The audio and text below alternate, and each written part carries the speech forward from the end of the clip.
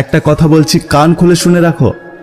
পাওয়ার পর যদি মর্যাদা না দিতে পারো, তাহলে হারিয়ে যাওয়ার পর কেঁদো না।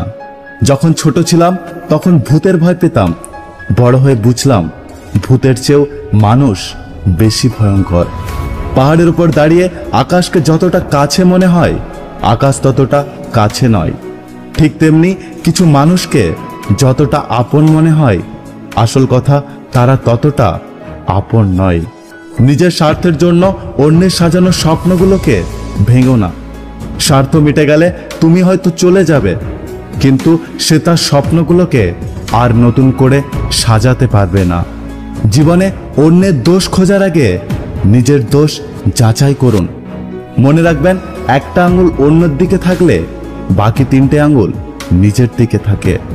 এত রাগ, অভিমান, ইগো দিয়ে কি হবে? নিঃশ্বাস থেমে গেলে সব শেষ। কাউকে মিস করে কি লাভ যদি সে না বোঝে? কাউকে আপন ভেবে কি লাভ যদি সে পর ভাবে? কাউকে ভালোবেসে কি লাভ যদি সে মূল্য না দেয়? মানুষ দুটো সময় চুপ থাকে, যখন তার কথা বলার কিছু থাকে না, আর 2, যখন তার অনেক কিছু বলার থাকে কিন্তু বলার মতো কাউকে পায় না। ভাবতেই অবাক লাগে, যারা টাইম পাস করে তারা ভালোবাসা পায়, আর যারা সত্যি ভালোবাসে তারা শুধু কষ্ট পায়।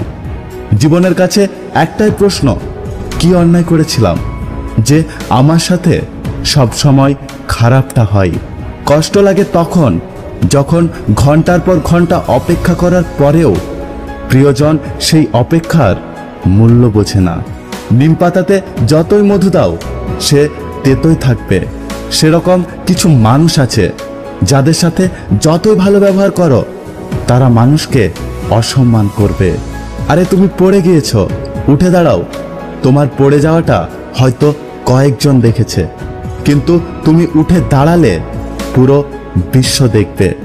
সব সময় ছায়ার মতো তোর পাশে থাকি, তাই হয়তো মূল্যটা বুঝিস না। একদিন ঠিকই বুঝবি, সেদিন আমার ছায়াটা আর তোর সাথে থাকবে না। কর্ম কখনো ছোট বড় হয় না, সব কর্মই সমান। সেটা ডক্টর হোক বা দিনমজুর, ইঞ্জিনিয়ার হোক বা ম্যাথর। যদি ভিডিওটি ভালো লাগে পাশে থাকবেন, আর হ্যাঁ, নিজের খেয়াল অবশ্যই রাখবেন। দেখা হচ্ছে পরের ভিডিওতে, ততক্ষণ সুস্থ থাকবেন। Take care.